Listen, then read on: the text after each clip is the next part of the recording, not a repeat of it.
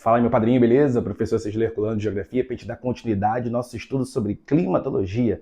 E a gente está falando aqui sobre os fatores climáticos, o tema mais importante quando a gente fala sobre climatologia. Porque o fator climático nada mais é do que aquele que vai ser responsável pela caracterização do clima de determinada região. São os fatores que justificam a característica do clima. No último vídeo, você tem que ter visto o último vídeo, isso é muito importante, nós falamos de alguns fatores climáticos, como a latitude, a altitude, a maritimidade, a sua irmãzinha continentalidade, a vegetação e também o albedo. Falamos de 6 importantes fatores que interagem com aqueles elementos do clima, lembra? Umidade, pressão atmosférica, temperatura, radiação solar. Então tudo isso está dentro da nossa dinâmica, na nossa atmosfera, que vai ser objeto de estudo da climatologia. Show de bola? Na aula de agora, nesse vídeo de agora, nós vamos falar de mais dois: as correntes marítimas e também as massas de ar. Das massas de ar a gente não vai falar diretamente nesse vídeo, não. A gente vai dar o princípio, aquilo que vai levar aos estudos sobre as massas de ar. Belezinha? Tranquilo? Então vem comigo para a gente poder falar um pouquinho sobre aqui, ó, as correntes marítimas. O que é corrente marítima, gente? Você olha no primeiro momento e você fala, corrente marítima é a interferência do mar, a interferência do oceano, que vai representar alguma anomalia, alguma característica climática. Bom, a grosso modo você não está errado de pensar assim. Eu botei uma definição bem mais fácil para tu pegar a ideia. Olha só. Correntes marítimas são grandes volumes de água que se deslocam com características próprias. Vamos tentar desmembrar um pouquinho disso. Quando eu falo grandes volumes de água, gente, eu quero que você entenda que são águas que circulam por dentro do mar, águas que circulam por dentro do oceano. É como se literalmente fossem rios que circulam por dentro de todo esse corpo oceânico que nós temos no planeta. Então, à medida em que o planeta ele gira, faz aquele movimento de rotação, e à medida que os ventos eles vão se deslocando, nós vamos ter grandes volumes de água que vão se deslocando pela nossa superfície, por dentro de todo esse canal oceânico do canal marítimo, ok? É claro que por conta das diferenças de temperatura que nós vamos ter no nosso planeta, afinal a Terra é um globo, lembra disso? Nós vamos ter correntes que se deslocam de áreas mais frias para as áreas mais quentes. Posteriormente se resfriam das áreas mais quentes e depois vão para áreas mais frias. Nós vamos ter esse grande deslocamento de grandes correntes marítimas. Deu para sacar o porquê que elas se deslocam? Então, basicamente, são grandes volumes de água que se deslocam na nossa superfície. Segundo ponto, nós vamos ter características próprias. Por quê? Porque nós teremos correntes marítimas que são mais frias e vão atuar em áreas continentais. Elas vão representar um determinado padrão, uma determinada característica climática.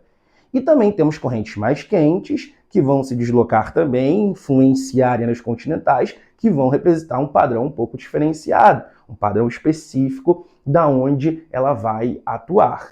Então a gente pode dizer que as correntes marítimas interferem diretamente na temperatura e também na umidade de alguma região. Olha só que importante, as correntes marítimas, embora a gente esteja falando de mar, de água, a gente tem que lembrar que a gente está estudando a atmosfera. Então a gente tem que entender como que a corrente marítima atua no ar. A gente vai ver que ele pode representar uma mudança específica de temperatura e uma mudança específica da umidade. Isso é o que você tem que saber. A gente vai estudar aqui algumas correntes que atuam no território brasileiro, ou aqui na América do Sul, e que vão influenciar diretamente a composição atmosférica e fatalmente o clima de algumas áreas do nosso território. Show de bola? Belezinha? Olha a informação aqui, ó. As correntes marítimas podem ser quentes ou frias. Isso vai ser a característica de cada uma das correntes. Mas olha aqui a consequência, a atuação que ela pode ocorrer.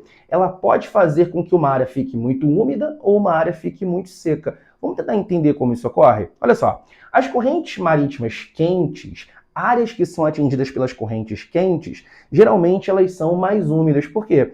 Porque as correntes quentes têm um potencial muito grande de evaporação.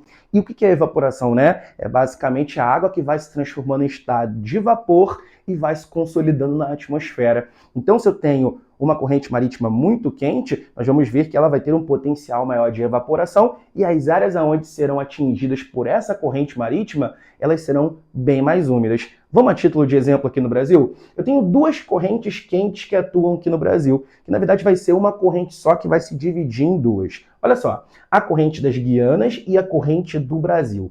A corrente das Guianas, ela vai atuar sobretudo aqui, ó, nesse litoral norte do Brasil. Eu estou falando de estados do Amapá e também o estado do Pará, no litoral da região norte do Brasil, e também na porção litorânea do Nordeste, porém o litoral norte do Nordeste. Eu estou falando de estados ali como Piauí, como Maranhão, como Ceará, como Rio Grande do Norte, ok? Então, quando a gente fala dessa corrente das Guianas, ela vai tornar esse ar muito mais úmido por conta da sua característica de ser uma corrente quente. Segunda corrente, a corrente do Brasil.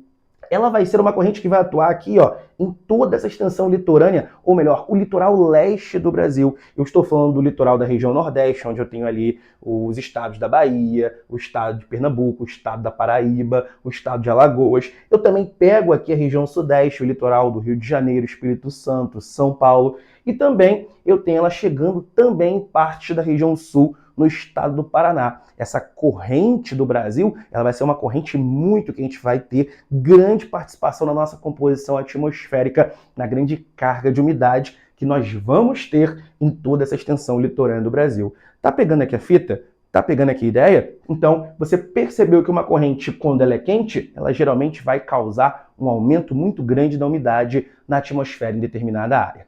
Show de bola? Tranquilidade? Segundo ponto, nós temos aqui as correntes frias. E as correntes frias, elas vão ter um poder de atuação de tornar áreas mais secas. Opa, é nesse momento que você buga a sua cabeça. Você se pergunta assim, pô, professor, como é que uma corrente marítima vai fazer um ar ficar seco? Porque você pensa, né, que a corrente marítima é água e aí a água vai tornar o ar seco. Como que isso ocorre? Vamos tentar entender? Olha só. Uma corrente marítima que é mais fria, o potencial de evaporação dela vai ser um potencial muito menor. Pensa, água fria evapora menos, correto? Só que a corrente marítima fria, ela vai provocar chuvas que não chegam no continente. A corrente marítima fria faz com que as chuvas elas aconteçam no mar, aconteçam no oceano. Então, quando, de fato, o vento ele vai sendo soprado para o continente, esse vento já está seco, porque a chuva aconteceu antes desse ar chegar no continente. Eu vou te mostrar um desenho do livro do Eustáquio de Sena e perceba aí, ó, a corrente marítima fria, ela vai chegando próximo ao continente, porém, as precipitações elas vão ocorrendo no mar e não ocorrendo no continente. Você está visualizando aí? Beleza, é porque o ar quente encontra com a corrente marítima fria e aí a chuva ela vai acontecer nas áreas próximas ao mar. E quando esse vento ele chega no continente, esse vento já está muito seco. Então as áreas que são influenciadas por uma corrente específica que nós vamos citar vão ser áreas secas. Essa corrente vai ser a corrente de Humboldt, vai ser uma corrente fria, beleza? Uma corrente fria, ok? Essa corrente de Humboldt não atua diretamente no Brasil. Ela vai atuar aqui, ó, no Oceano Pacífico, na costa oeste da América do Sul. Quando essa corrente atinge essa área, por ela ser muito seca, ela vai provocar a formação de desertos no Chile, no Peru, que vai ser uma outra nomenclatura dessa corrente. A corrente de Humboldt também pode ser chamada de corrente do Peru, ok? Então, dessa forma, nós vamos ter a formação de vários desertos aqui, ó, no litoral ocidental ou no litoral oeste da América do Sul. Um exemplo é o deserto do Atacama, que é um dos desertos mais secos do nosso planeta, ok? Então, a corrente fria, ela é uma corrente que vai causar uma menor umidade relativa no ar, na porção atmosférica da área onde ela vai atuar. E temos aqui uma corrente que muita gente pergunta sobre ela, mas que de certa forma ela não vai ter tanta relevância porque ela não é mencionada nos livros do edital para a ESA e para a SpaceX. É a corrente das Malvinas ou corrente de Falklands. Essa corrente das Malvinas também será uma corrente fria. Ela no Brasil vai atuar sobretudo nas porções mais a sul aqui, ó, Santa Catarina, Paraná e também no Rio de Janeiro. A gente vai ter essa corrente mais fria sendo muito importante para a pesca, tendo em vista que quanto mais fria a água, maior é o potencial de pesca. Mas claro, essa corrente ela não vai conseguir tornar um ar muito seco nessas áreas litorâneas do Brasil por conta da umidade despejada pela corrente do Brasil, ok? Então é por isso que, por exemplo, a gente não tem desertos aqui no litoral brasileiro, tal como nós vamos ter desertos no litoral do Peru e também no Chile. Deu para sacar essa ideia? Então essas são as correntes que vão de alguma maneira representar uma característica na composição do clima do Brasil. Tá tranquilo, meu padrinho? Tá de boa? Segundo ponto que nós vamos falar aqui agora é sobre a circulação atmosférica.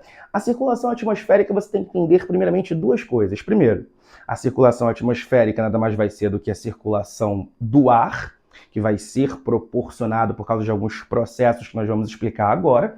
E segundo, que a circulação atmosférica influencia diretamente nas massas de ar, que vai ser o fator climático mais importante que nós vamos estudar na próxima aula, ok? Mas olha para cá, dinâmica da circulação atmosférica. Olha o que eu escrevi. Os ventos se deslocam das áreas de alta pressão para a área de baixa pressão. Guarda essa premissa. Olha só, os ventos se deslocam das áreas de alta pressão para a área de baixa pressão.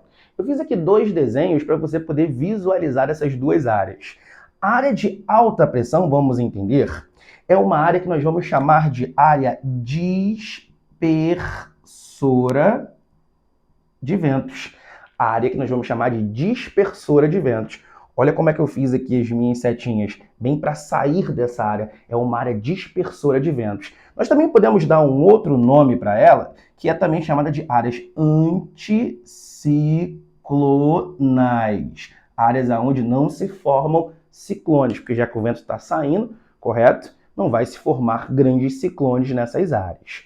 Já as áreas de baixa pressão vão ser áreas que nós vamos chamar de receptoras de ventos, receptoras de ar. Perceba que as minhas setinhas, as setinhas estão meio que entrando, para você poder entender que é para onde o vento está convergendo, é para onde o vento está se deslocando. Essas áreas também podem ser chamadas de áreas ciclonais, áreas de formação de ciclones. Já que os ventos estão chegando, fatalmente, ciclones estão também se formando. Então, a primeira premissa é: os ventos saem das áreas de alta pressão e vão se deslocando para a área de baixa pressão. Tá comigo até aí? Tá beleza? O segundo ponto que muita gente me pergunta é: por que isso ocorre? Vou te dar uma explicação bem básica agora. Nas áreas de alta pressão, as moléculas desse ar, elas são mais agrupadas, elas são mais juntinhas. Isso porque o ar nessas áreas de alta pressão é um ar mais frio e, consequentemente, vai ser um ar mais pesado ou um ar mais denso. Então, pensa em muita gente localizada dentro de um elevador, por exemplo. Muita gente agrupada. Esse elevador não vai ficar muito pesado, não vai ficar muito carregado, não vai ficar muito denso. É basicamente isso que acontece. Já na área de baixa pressão, nós vamos ter as moléculas de ar mais afastadas. Em outras palavras, com mais espaço para ser preenchido. Nessas áreas, nós vamos ter um ar que é mais quente, ou também podemos dizer que é um ar mais leve, mais ascensional. Então você imagina muita gente agrupada dentro de um elevador e um elevador com uma pessoa só. Você não concorda que as pessoas que estão mais agrupadas aqui vão querer se deslocar para um elevador mais vazio? Porque é mais confortável? Porque vai estar mais leve? É isso que vai acontecer. Então as moléculas sempre vão se deslocar das áreas onde o vento é mais pesado ou o vento é mais frio, mais denso, para uma área que é mais leve, que é mais quente, aonde eu tenho menos moléculas, mais espaços, uma área de baixa pressão. Essa setinha vai justamente dar aqui pra gente aonde que vai ser o deslocamento dos ventos, das áreas de alta pressão para a área de baixa pressão. Tá pegando essa fita? Tá conseguindo considerar essa ideia? Eu vou te dar dois exemplos importantes para você entender o ar frio e o ar quente. O ar frio tende a ser um ar mais denso, mais pesado e, consequentemente, ele tende a fazer o processo de descida, correto? É por isso que seu ar-condicionado ele fica posicionado em áreas altas da sua casa. Porque se você colocar nas áreas altas, o vento frio vai descendo e vai preenchendo e resfriando todo o ambiente. Se você coloca o ar-condicionado numa área mais baixa do seu ambiente, ele pode até gelar esse ambiente, mas vai demorar muito mais. Da mesma forma, quando você abre a geladeira, abre o seu freezer, você percebe que o vento ele faz, não é, esse movimento de descida, porque é um vento mais pesado, é um vento mais denso. Então o ar frio tende a descer. Já o ar quente é um ar mais leve, é um ar onde vai ter um peso muito menor, lembra? Menos moléculas. E, fatalmente, o ar quente ele tende a fazer um movimento de subida. Pensa numa água fervendo, pensa quando você olha aí a fumacinha subindo, né? Indo para cima, consequentemente, é o ar quente saindo dali, sendo muito mais leve. Ou então lembra de um balão, né? Quando você acende a bucha, o ar quente vai fazendo com que o balão ele suba. Quando a bucha ela se apaga, automaticamente o ar quente acaba, o balão tende a descer. Conseguiu sacar essa ideia? Então o ar frio ele tende a ser mais pesado e desce. Quando ele chega, empurra o ar quente que é mais leve e sobe. Quando esse ar quente chega lá em cima, se resfria por causa da altitude. Então ele tende a fazer o quê? Descer. Quando ele desce, ele empurra o ar mais quente, tende a fazer o quê? Subir. Esse processo nós vamos dar o nome de convecção atmosférica ou convecção do ar. Deu para entender essa lógica? Então vamos fazer um resuminho aqui rapidinho. Olha só, os ventos vão se deslocar das áreas de alta pressão e vão se encontrar na área de baixa pressão. As áreas de alta pressão são áreas dispersoras ou anticiclonais, onde o vento é mais denso, mais frio, e as áreas de baixa pressão vão ser áreas ciclonais, onde o ar é mais quente e mais leve. Então, sempre nós vamos ter esse equilíbrio no nosso planeta a acontecer para que os ventos eles sempre se desloquem para a superfície. Deu para sacar essa ideia inicial? Então, se você entendeu essa explicação inicial, vem cá para eu te falar de ventos que são muito importantes no nosso planeta. Os ventos mais importantes que você vai estudar são os ventos alísios. Os ventos alísios se deslocam dos trópicos, são áreas anticiclonais, para a linha do Equador, que é uma área ciclonal. Então, os ventos alísios saem dos trópicos e vão para a linha do Equador.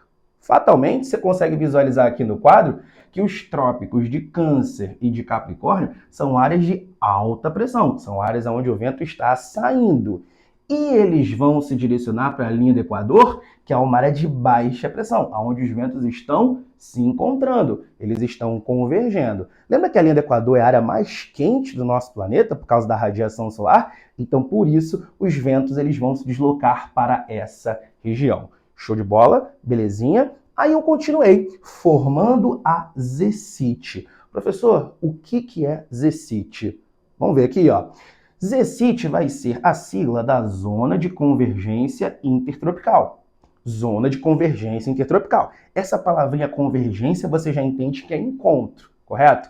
E a zona intertropical vai ser essa faixa entre os trópicos, correto? Primeira aula que a gente viu isso. A zona de convergência intertropical nada mais vai ser do que um sistema de baixa pressão. Opa! Se é um sistema de baixa pressão, está acontecendo na linha do Equador, correto? Sistema de baixa pressão. E esse sistema de baixa pressão é formado por conta do encontro dos ventos alísios, que vão partir dos trópicos e vão se encontrar onde? Na linha do Equador. Então, a zona de convergência intertropical nada mais vai ser do que o encontro desses ventos alísios, ok? Agora, pontos importantes. Perceba que os ventos, quando saem dos trópicos, eles não estão seguindo um caminho de sul para norte ou de norte para sul. Perceba que eles estão vindo de uma maneira mais inclinada, correto? Eles estão vindo aqui, ó, num sentido mais colateral, correto? Isso ocorre por causa do efeito Coriolis. Esse efeito Coriolis é um princípio importante da física que diz que os ventos não seguem uma linha reta. Eles vão seguir por um caminho que vai ter um desvio e vão se direcionar no sentido mais colateral. Eles vão se deslocar de sudeste, olha para cá, no hemisfério sul, e de nordeste, olha para cá, no hemisfério norte. Então eles vão ter esse sentido mais colateral. Muito importante essa definição do efeito de Coriolis. Então, é por conta desse efeito que nós vamos ter o deslocamento dos ventos não em linha reta, mas sim de uma maneira mais inclinada, mais diagonal. Ok? Belezinha. Vamos entender um pouquinho mais sobre a ZCIT? Olha para cá. Os ventos alísios, eles são responsáveis por carregar umidade para as zonas equatoriais. Então, quando esses ventos chegam próximo da linha do Equador, eles levam uma quantidade muito grande de umidade. Agora pensa comigo, se toda essa umidade está indo para próximo da linha do Equador, e quando a gente chega na linha do Equador está muito quente, o que o ar ele vai fazer? O ar ele vai fazer esse processo de subida, correto? O ar ele vai levar uma quantidade muito grande de umidade para camadas mais altas da atmosfera, e quanto mais essa umidade sobe a temperatura diminui. Quando isso ocorre, essa umidade se condensa e vira líquido, e assim vai provocar um tipo de chuva. As chuvas que nós chamamos de chuvas convectivas. Chuva convectiva, gente, é aquela chuva que ocorre a partir da subida do ar quente, que leva a umidade para grandes camadas mais elevadas da atmosfera. Então, é aquela chuvinha de verão. Está muito quente, está muito calor, o ar quente está subindo, está subindo, está subindo, está evaporando, está evaporando, está evaporando. Essa umidade vai chegando, formando nuvens, e aí cai aquela chuva, aquele porradão de chuva que é mais rápido, que é mais violento, mas logo que ele vai parar, consequentemente, porque é só um processo de convecção do ar. Então, essas zecite, esses ventos alísios, são responsáveis por provocar essas chuvas convectivas próximo da linha do Equador. Eu fiz um esquemazinho para você visualizar melhor. Imagina que esse desenho está sendo representado aqui, ó, numa forma mais plana, para você visualizar no quadro. Então, o que está acontecendo? Os ventos estão saindo dos trópicos e estão se deslocando para a linha do Equador. Como nós falamos, os ventos alísios. Quando esses ventos chegam próximo da linha do Equador, toda a umidade que eles carregaram para essa área, essa umidade tende a fazer um processo de subida, um processo ascensional. Quando essa umidade vai chegando lá em cima, vai se resfriando, provocando nuvens. E essas nuvens vão resultar nas precipitações, nas chuvas de convecção.